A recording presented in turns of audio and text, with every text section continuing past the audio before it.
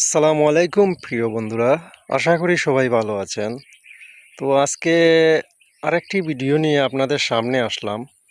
আমি দেখলাম যে আমি যদি এরকম ভিডিও বানাই আপনাদের অত্যন্ত ভালো লাগে এবং পছন্দ হয়। তো এই ভিডিওটি বানানোর মেন কারণ হচ্ছে গিয়ে আমি এসব ভিডিওতে আপনাদেরকে কোন জায়গাতে কোন রোগ আসে এগুলো বোঝাতে চেষ্টা করি। আর আমি দেখেছি যে অনেকেই এগুলো বললে বুঝতে পারেন। তো আমি ইউটিউবে অনেক ইউটিউবার দেখেছি। তো ইউটিউবার না ইউটিউবার, তো তারা কি করেন, অনেকেই আছেন, কিছু কিছু চ্যানেল আছে আমাদের খুব ভালোই ইনফরমেশন দেন, আবার কিছু কিছু চ্যানেল আছে যে আপনার তেমন একটা ইনফরমেশন দেন যেগুলোই দেন মানে ভুল ইনফরমেশন দেওয়া হয়।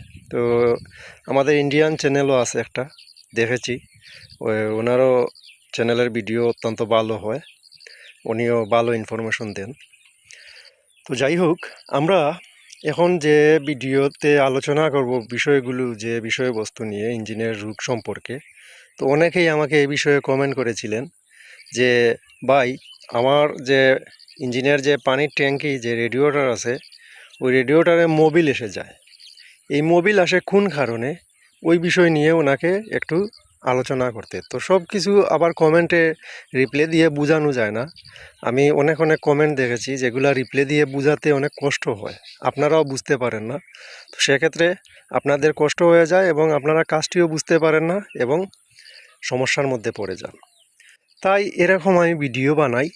আর ইনশাল্লাহ আরও কাজের ভিডিও আমার আছে, আমি এগুলা আপনাদেরকে আপলোড করে দেব।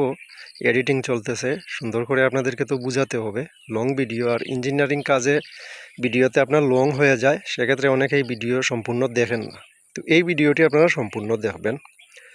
তো মোবিল চলে আসে আপনার রেডিওটারে, এটা কি কারণে মোবিল চলে আসে, এরকম অনেক অনেক কমেন্ট দেখেছি।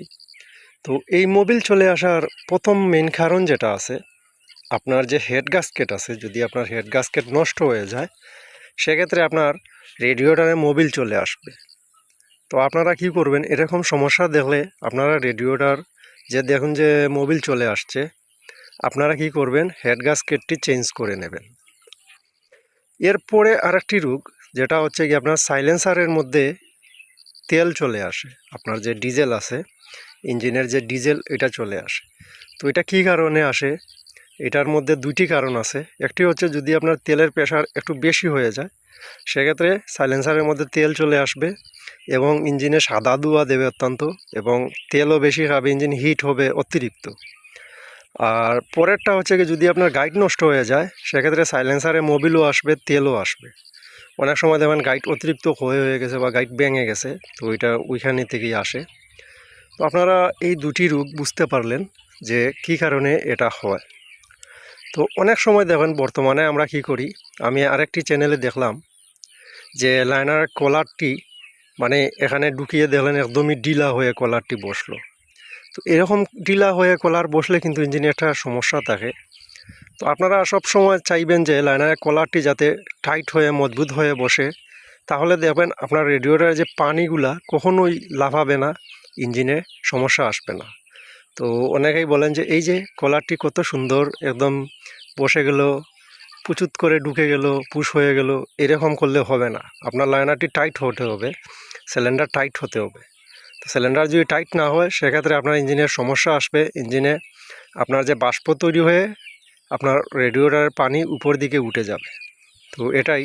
তো এই সাইলেন্সার এবং আপনার পানি লাফানোর ভিডিও আমি বানিয়ে রেখেছিলাম, এটা আমি ছেড়েছি কয়েকদিন আগে, আপনারা হয়তো অনেকেই দেখেছেন, আবার অনেকেই দেখেন নাই। তো আপনারা চাইলে ওইটা দেখে নেবেন যে পানি লাফানো কী কারণে হয়। তো আমি এত সুন্দরভাবে গুছিয়ে কথা বলতে পারি না, যেমনই বলি আপনারা ক্ষমা সুন্দর দৃষ্টিতে দেখবেন। আর আপনাদের ছোটো ভাই মনে করে আমার এই চ্যানেলটি সাবস্ক্রাইব করে রাখবেন। আর আমি এরকম নতুন নতুন ইনফরমেশন আপনাদেরকে দিতে চেষ্টা করব।